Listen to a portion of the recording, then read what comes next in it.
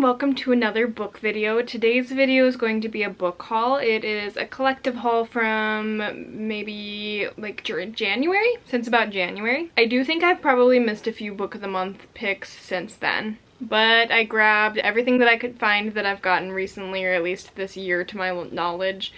And so there's quite a few. Let's get into it. First book that I have was my book of the month pick this month, or one of my book of the month picks. This month they finally got the book of the year choices out, so that we got like our free extra book from that. I already read the book of the year, which was Yours Truly by Abby Jimenez. So I got one of the runner-ups, which is First Lie Wins by Ashley Elston. This one follows our main character, Evie Porter, who has just gotten a new job in a new town, and there's something very mysterious about her boss and something from her past that she's trying to escape. Obviously with a thriller, the synopsis is pretty vague and we don't want to know a whole lot more than that, but I have seen this absolutely everywhere recently, so I am excited to get into it.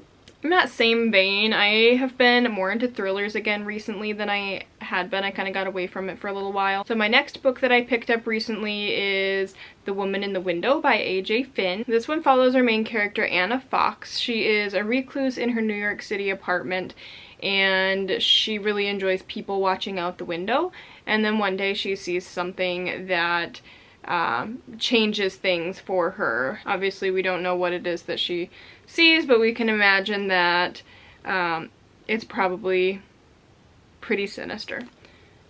So I don't know how I have not read this yet. I know it was really popular a few years ago, and there's even a Netflix film, which I also have not seen, so looking forward to it. The next one is a little bit different. I picked it up when I was in Arizona, and it was completely a cover buy, and it is Frankenstein by Mary Shelley, but it's a very cute hardcover that I thought was really fun, so I picked that up. Our next one I also picked up while I was in Arizona. Actually, the next four I picked up while we were in Arizona, but they're also all four in my TBR, so I'm not going to get too much into them. So those are Once More with Feeling by Alyssa Sussman. This one follows our main character, Katie, who used to be a pop star. Kind of a then and now situation where she's a pop star in the past, and then now she's not really living in that life of fame anymore, until somebody shows up from her past and offers her a role on Broadway, I think is what it is. So on the TBR, haven't gotten to it yet, but looks cute. The next one, also on my TBR, is Butcher and Blackbird by Brynne Weaver. This one is a dark romance about two serial killers. Watch the TBR if you want to know more. Probably next thing I'm gonna pick up, actually. Next one, also on the TBR, Dungeons and Drama. This one follows our main character, Riley. She works at her father's shop, which she does not want to do. She dreams of being a Broadway star. Her school play gets canceled, and she needs to figure out how to get her school play back to continue her dreams of theater. The next one was also on my TBR, and I have actually read it at this point, and it is The Do-Over by Lynn Painter.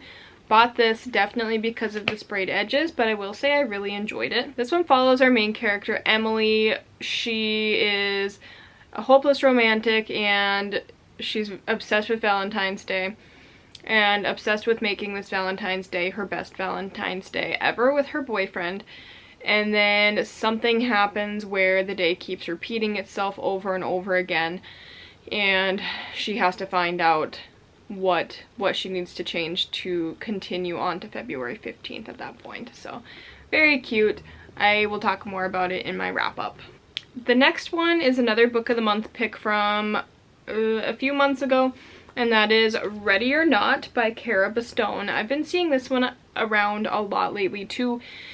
It is an accidental pregnancy, friends to lovers romance. I don't know a whole lot more about it beyond that, but it does look like it's going to be perfect for spring, and I think I might try to pick it up next month. Next one is another one that I got while I was in Arizona. We went on quite a book spree at that point, and it is My Roommate is a Vampire by Jenna Levine. I did read this one already and I really enjoyed it. This one follows our main character, Cassie, who is a broke artist looking for a new apartment or somewhere that she can live for cheap. when she answers a like Craigslist ad that is in a house that just seems too good to be true for the price. And then, as the title obviously insinuates, learns that her roommate is a vampire. I won't say that it's like probably the highest quality writing that you'll ever read, but I really, really did enjoy it, and I laughed more reading this book than I have laughed at, honestly, any book in a really, really long time. So I did really enjoy it, and I think it's worth picking up. The next one is another book of the month, and now that I'm looking at it, I'm wondering if maybe this was one of the book of the year nominees and not the first one that I said was one of the book of the month nominees. So if that is the case, I apologize. But it is None of This Is True by Lisa Jewell. I don't think I've actually ever read a Lisa Jewell book. I have quite a few, and I think all of them that I have I've gotten from Book of the Month. I'm definitely very behind on my Book of the Month TBR, and I need to make that a little bit more of a priority. This one follows our main character, Alex. She is a podcaster. The premise of the story, it sounds like she has a stranger on her podcast, and there are some very dark, threatening things that they reveal from that stranger. I don't know much more about it than that, but yeah, I actually think this might have been the book of the year. Let me take a look. Yeah, this one was the book of the year finalist, not the other one that I said was, so my apologies. But with that being said, excited to read this one. I honestly haven't heard as much about this one as I have the first book that we talked about, but being said it is one of the like top books of the year according to Book of the Month, I am still really excited to pick it up, and I think a story revolving around podcasts is going to be an interesting concept as well. The next one is another Book of the Month pick that I just got a couple of days ago, and it is another thriller too, and that is Kill for Me, Kill for You by Steve Kavanaugh. This one follows Amanda and Wendy. They meet by chance on the Upper West Side in New York City and find out that they have a lot in common and are both hungry for revenge for something that has happened in both of their lives, and it kind of sounds like maybe they swap revenge. They kill for each other.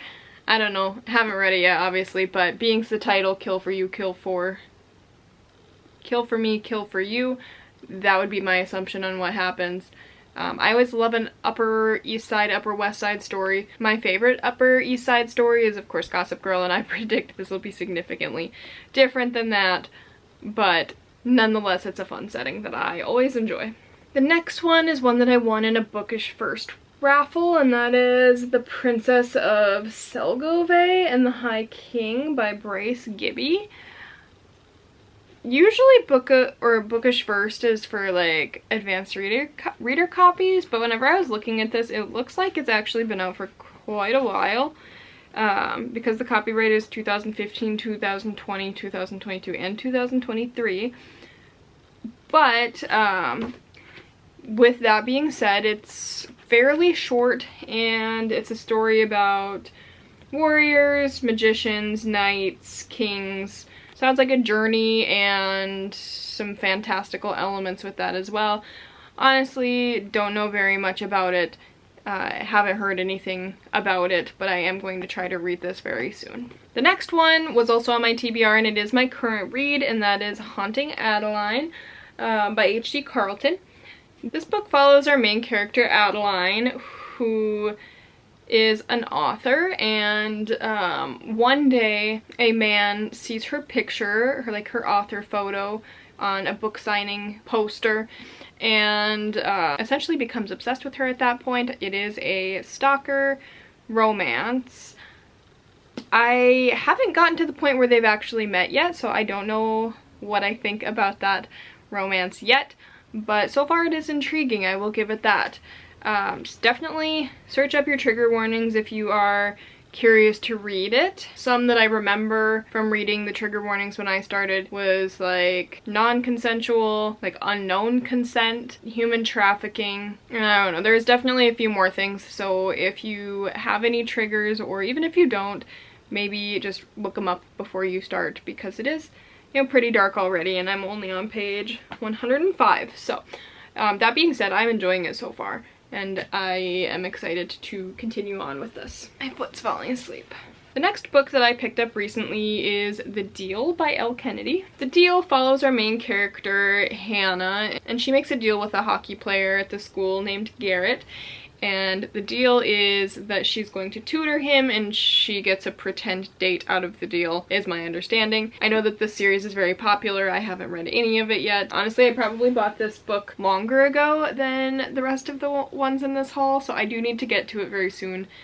But yeah. That's all I have to say. Next one is one that I've already read also. That is My Lovely Wife by Samantha Downing. I finished this month, so it will be in my wrap up, but it follows our main character who is actually unnamed, and him and his wife are basically into some pretty shady business, it seems. He's always looking for the perfect woman. Unclear what their plan, like what they do with this woman, but you can tell right from the get-go that something kind of strange is happening. Yeah, it was one that I really enjoyed and got through pretty quickly. Didn't want to stop, and there were a lot of good twists at the end. There was a few things that I predicted, but overall I thought it was really solid.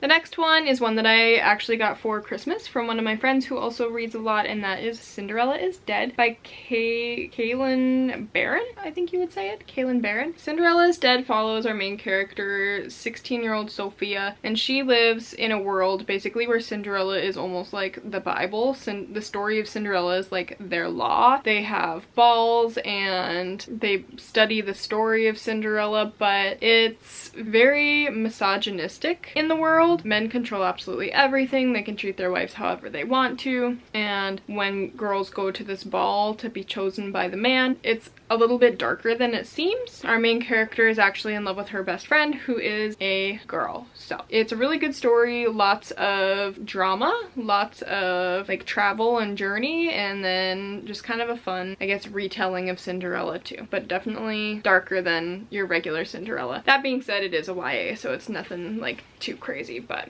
very enjoyable.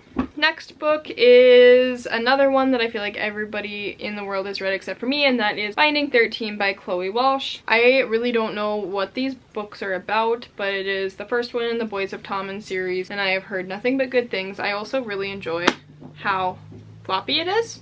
I love a floppy paperback, as I think we all do. It is a romance. I've heard that there's some pretty heavy themes in it. Not entirely sure of what. Near the top of my list. It's also one I've had on my library holds for a while for the Kindle version, just so I can switch back and forth. And my hold is coming available pretty soon, so I probably will get to this next month. Our next book is The 7-Year Slip by Ashley Poston. This one follows Clementine, our main character, who moves into her aunt's apartment, finds a man in her kitchen, and somehow learns that he's actually from the past, 7 years in the past, and I think it's like alternating time. Not like alternating timelines. I don't really fully understand. I don't know, not even time travel. I really don't know how to describe it. But this man who is 7 years in the past is in her apartment. She falls in love with him, I think. I don't know. It sounds like a complex timeline. I will explain whenever I get to it. I really don't fully understand what the timeline is like, but I have heard that it's pretty good and very cute, and I look forward to getting to it at some point. The last book in this haul is The Way I Am Now by Amber Smith. I loved The Way I Used to Be so much. I read it quite a few years ago, and so when I was in the bookstore and saw that this had come out, I was so excited, and then I had to have it because it was also a signed edition that I just happened across. Since it is the sequel, I will give more detail about like what the first one is about, but The Way I Used to Be follows our main character Eden in her 4 years of high school, and at the very beginning she is raped by her brother's best friend, and the book follows kind of how she copes with that over the next 4 years, and her coping is not always good or healthy, and it can be kind of difficult to read at times. And while the book doesn't end badly, it really doesn't give Eden like a lot of closure or happy ending for the reader. So to have a little bit more of her story and have a hope of a truly happy ending, like a conclusion for her story, I thought was really nice. I really liked this book, but I loved The Way I Used to Be so much that I just have some sort of nostalgic feeling towards it. That being said, it is a very dark topic. It can be kind of graphic at times, and if topics like rape are bothersome or triggering to you, take care of yourself and make sure that you're not reading something that will be bad for your mental health. But that being said, I did really enjoy it. I think I gave it a 5 out of 5 stars. Alright, those are all of the books that I've picked up recently. I have a pretty big stack here that I need to put away now. So I will chat with you guys in the next video. Bye.